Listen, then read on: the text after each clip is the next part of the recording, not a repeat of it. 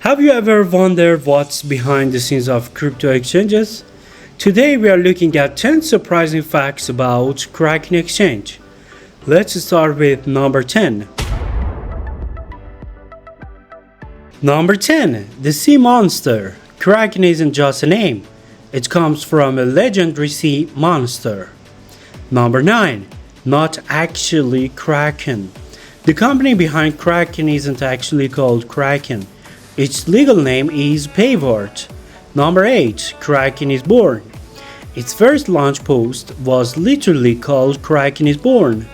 Number 7.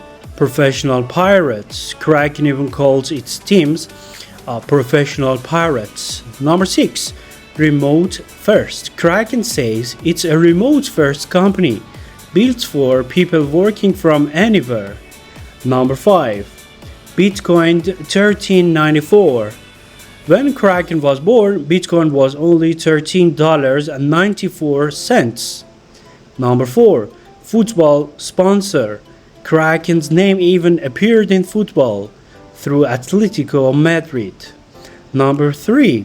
Formula 1 partner.